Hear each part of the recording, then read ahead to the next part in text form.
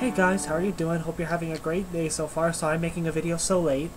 Was kind of busy today, so yeah, let's get started. Today, to continue my review, I'm still doing the Gundam Marathon.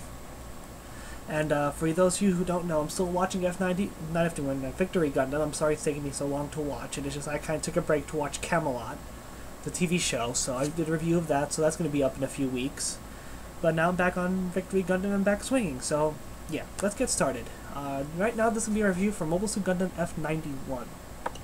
Gundam F91, the funniest thing about it, the funny thing about the story is that F91 was originally written to be a full-blown series, like the full 50-episode Gundam treatment. To be the first Double Zeta Gundam back in the late 80s. However, because of like internal staff disputes and a whole bunch of infighting in Sunrise, the whole production led to a halt in production with only the screenplay for the first 13 episodes written. So the crew at Sunrise and decided to go and condense these 13 episodes into a 2-hour movie. The result was Gundam F91. Now, F91 is set in the Universal Century 123, essentially 30 years after the events of Char's counterattack, and the universe is once again at war.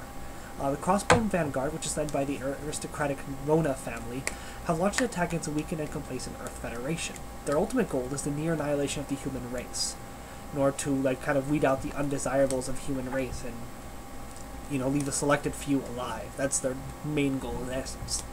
In their initial assault, they attacked the colony of Frontier 4, where the main character, Seabook Arno, lives with his friends, including his girlfriend, Cecily Fairchild. The attack forces Seabook to fight against the Ronah family in the F91 Gundam, buying his friends and family time to escape the colony. Now, as like I said before, the series, this was supposed to be a 50-episode series, but with only 13 episodes written, they went and condensed that into a 2-hour movie, and certainly feels that way.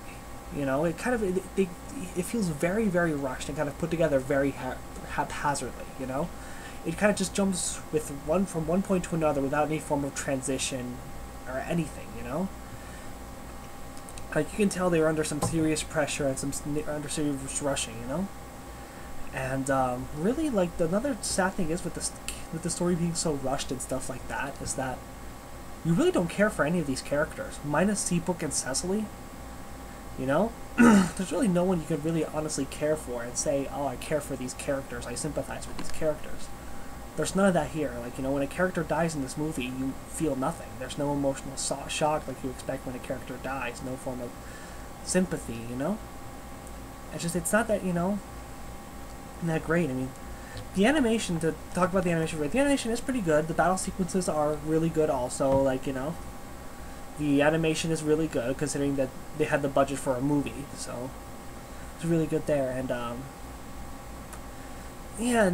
one thing I like to point out, which is one of the biggest things people talk about a lot in F91, is the music. If you guys don't really know, yes, it does sound familiar, because it sounds very similar to The Empire Strikes Back. In the immortal words of Chris Rock, George Lucas is going to sue the hell out of somebody, and I'm surprised that he didn't. Probably because he didn't know about this, but the music sounds very eerily similar. Like, the theme for the Crossbone Vanguard sounds like the Imperial March.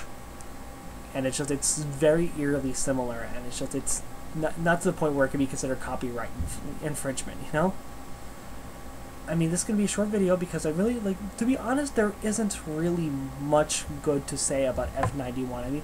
Yeah, it has really good battle sequences and really good animation, but not enough to really make up for the fact that this is a lackluster effort, by Yoshiyuki Tomino and the crew of Sunrise. It's really kind of disappointed. I was kind of expecting a lot more out of F91 because everything they've done up to this point has been really good. It's kind of disappointing to see that as well, but that's about it. That's just, again, it's going to be a really short video today, so, yeah, I will talk to you guys on Wednesday, where I will do my next list. Still kind of trying to figure out what that list is going to be, but once I figure that out, you will find out what it is on Wednesday. Alright guys, I will talk to you later then. Alright, peace.